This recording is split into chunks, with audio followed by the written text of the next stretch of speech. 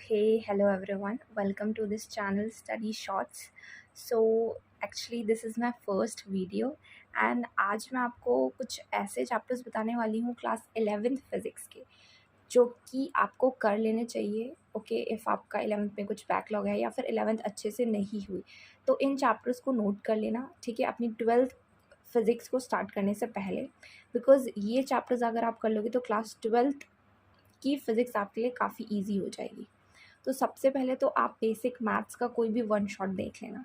सबसे बेसिक और सबसे सिंपल ये है कि आपको बेसिक मैथ्स आनी चाहिए, यानी कि differentiation, integration, some sort of calculations and your trigonometric functions, ये सब चीज़ें उसमें सिखाई जाती हैं।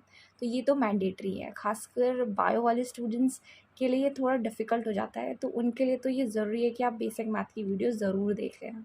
ओके, फिर वो चैप्टर्स की लिस्ट मैं बता देती हूँ कौन कौन से वो चैप्टर्स हैं।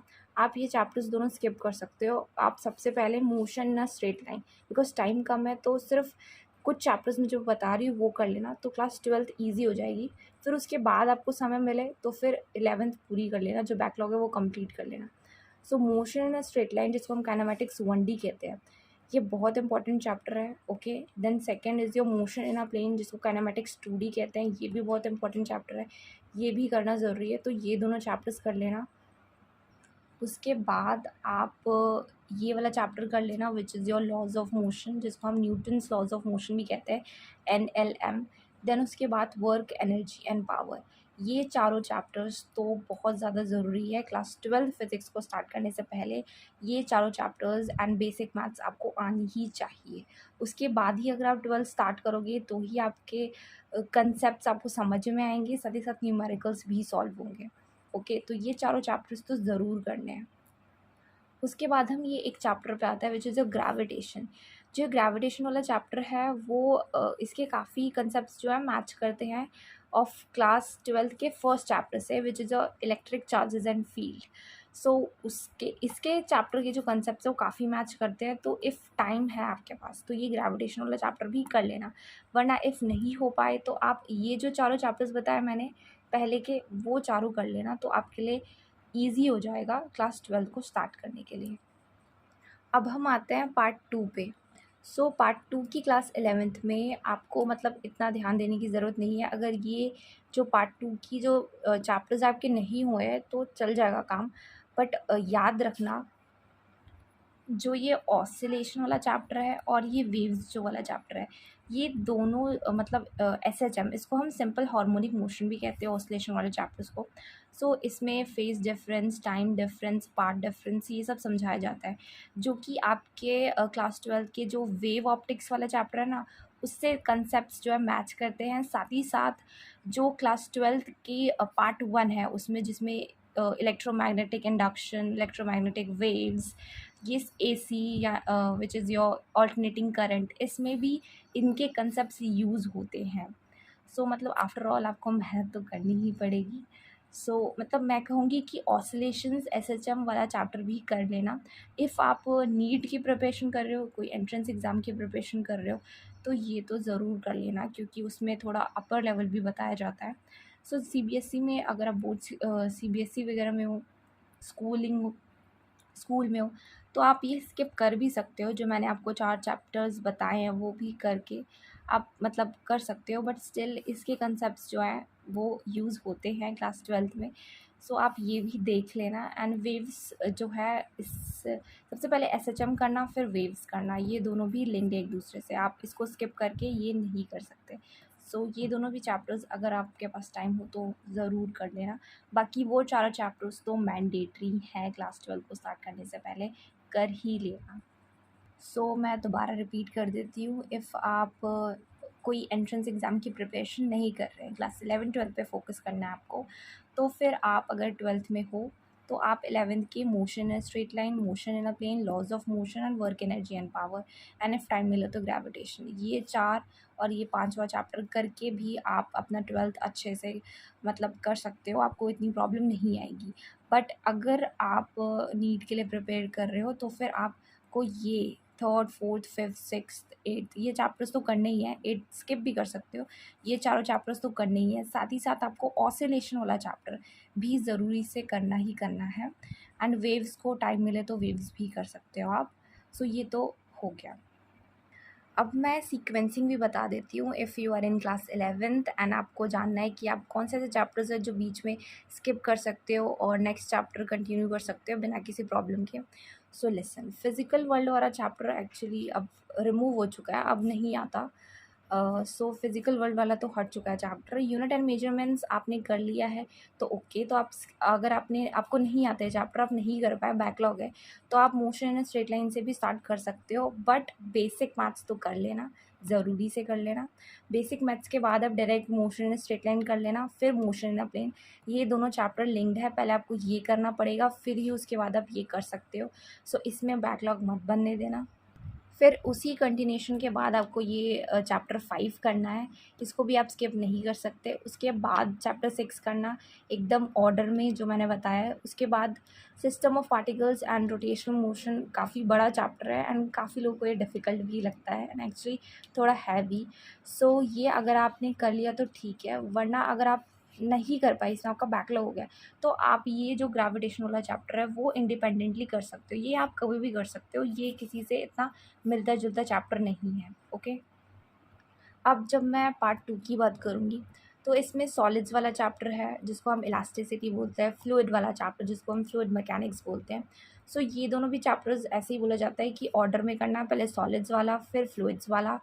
उसके बाद अगर आपने सॉलिड्स एंड फ्लूइड्स ये दोनों स्किप कर दिए या फिर एक ही चैप्टर किया इन दोनों में से, ओके, तो आप फिर भी ये स्टार्ट कर सकते हो, कोई दिक्कत नहीं है। अगर आपने ये दोनों चैप्टर्स नहीं किए या फिर दोनों में से कोई एक चैप्टर किया, आप 11 स्टार्ट कर सकते हो। बट याद रखना, जो 11 चैप्टर है, 12 चैप्टर है एंड इसके बाद वाला चैप्टर विच इज़ 13, इन तीनों को हम एक यूनिट बोलते हैं विच इज़ हीट। तो ये तीनों को तो आपको ऑर्डर में ही फॉलो करना पड़ेगा, बीच में स्किप नहीं कर सकते। ओके, 13 वाला चैप्टर है आपका काइनेटिक थ्योरी। तो जैसे मैंने बोला 11, 12, 13 ये तीनों ऑर्डर में करने हैं, तभी अच्छे तरीके से आपको समझ में आएंगे, न्यूमेरिकल्स बनेंगे। फिर उसके बाद 14, 15 भी एकदम ऑर्डर में करना है। आप पहले 14 को अच्छे से समझना, उसके बाद ही 15 समझ में आएगा।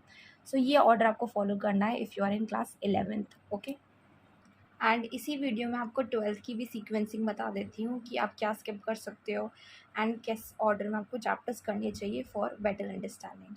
सो चैप्टर फर्स्ट जो electric charges and field and second electrostatic potential and capacitance. तो ये भी एकदम ऑर्डर में करना है। जैसे कि मैंने बताया कि ये चैप्टर ग्रेविटेशन से रिलेटेड है, मतलब कंसेप्ट्स मिलते हैं। तो इफ़ आपने ग्रेविटेशन कर लिया तो ये ईजी रहेगा अंडरस्टैंड करने के लिए। बट इफ़ ग्रेविटेशन स्किप हो गया है, बैकलॉग है, तो भी आप ये चैप्टर को अच्छे से समझ सकते हो। ओके, सो चैप्टर 1 और 2 को एक यूनिट यानी इलेक्ट्रोस्टैटिक बोला जाता है, एक यूनिट एक साथ इनको इलेक्ट्रोस्टैटिक्स कहते हैं। सो ये दोनों चैप्टर्स तो सीक्वेंस में करने हैं।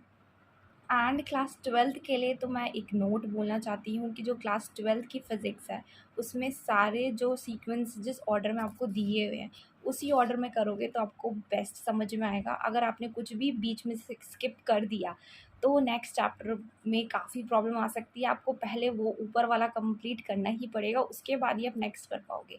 तो क्लास 12th में तो ध्यान रखना कि कोई भी बैकलॉग ना हो और आप सीक्वेंस में ही सारे चैप्टर्स करो। उसके बाद चैप्टर 3 जो करंट इलेक्ट्रिसिटी, तो ये भी अच्छे से करना। फिर chapter 4 moving charges and magnetism and magnetism and matter, ये दोनों एकदम ऑर्डर में करने हैं एक साथ, ठीक है, ये करना फिर ये करना। एंड उसके बाद फिर चैप्टर 6, 7 एंड 8 ये भी एकदम ऑर्डर में करने हैं, तभी बेटर आपको समझ में आएगा, न्यूमेरिकल्स बनेंगे आपके। सो इसको हम EMI बोलेंगे, this is AC and this is EM waves. तो ये भी एकदम ऑर्डर में फॉलो करना, सीक्वेंस में एकदम। Then comes your part 2 of class 12th। So इसके लिए मैं सजेस्ट करूँगी इस वाले चैप्टर के लिए कि आप पहले लाइट, जो क्लास 10th का लाइट वाला चैप्टर आपने पढ़ा था ना, उसको रिवाइज़ कर लेना, क्योंकि उसमें concave mirror, convex mirror, lenses वगैरह ये सब टेबल के फॉर्मेट में है एंड काफ़ी ईजी रहेगा आपको रिविजन करने में। उसको रिवाइज़ कर लेना, उसके बाद ये चैप्टर करोगे ना तो आपको बहुत अच्छे से समझ में आएगा, वरना बिना रिविजन करोगे तो आपको थोड़ी प्रॉब्लम आ सकती है। तो सबसे पहले मैं कहूँगी लाइट वाला चैप्टर को अच्छे से रिवाइज़ कर लेना, वो टेबल्स वगैरह याद कर लेना। फिर उसके बाद ये चैप्टर करना अच्छा रहेगा, ठीक है। तो ray optics and optical instruments, then wave optics. फिर फॉर एग्जांपल इफ़ आपने ये रे ऑप्टिक्स अच्छे से नहीं किया या फिर बीच में छूट गया या फिर नहीं कर पाए, तो भी आप ये वेव ऑप्टिक्स वाला चैप्टर कर सकती हो, ओके। एंड फॉर नीट वाले स्टूडेंट्स तो मैं कहूँगी कि वेव ऑप्टिक्स करने से पहले आपको ऑसिलेशन वाला चैप्टर जो कि क्लास 11th का है वो करना मैंडेटरी है। ऑसिलेशन वेव्स वाला चैप्टर अच्छे से कर लोगे तो ये वेव ऑप्टिक्स वाला चैप्टर अच्छे से समझ में आएगा एंड न्यूमेरिकल्स भी बन जाएंगे, ओके। सो आप फिर ये वेव ऑप्टिक्स करना, फिर dual nature and radiation matter independent वाला चैप्टर है, तो आप ऐसे भी कर सकते हो। इसके लिए आपको कोई दूसरा चैप्टर करने की ज़रूरत नहीं है, ये आप कभी भी कर सकते हो।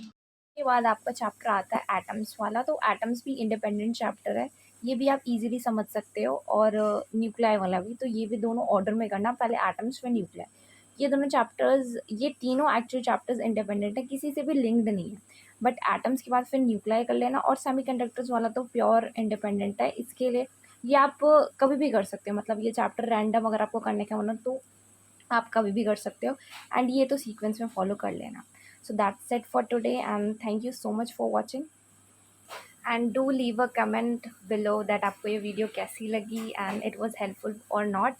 एंड यस, मैं ये कहना चाहूँगी कि जैसे मैंने सीक्वेंसिंग बताई है, जो मैंने इंपॉर्टेंट चैप्टर्स बताया उस हिसाब से अगर आप मैनेज करोगे, उस हिसाब से आप करोगे, तो आपके लिए क्लास 11th एंड 12th की फ़िज़िक्स काफ़ी ईजी हो जाएगी एंड आप अच्छे से आपके न्यूमेरिकल्स भी बन जाएंगे।